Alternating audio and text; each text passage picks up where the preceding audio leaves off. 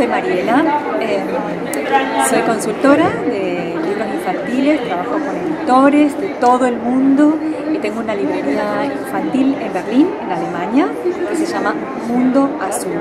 Desde la librería promovemos libros de editoriales independientes muy chiquitas, algunas no tan chiquitas, de todo el mundo. ¿Y por qué mi trabajo es importante? Porque yo traigo diversidad a Berlín. Traigo libros en otros idiomas que si no, no estarían en Berlín.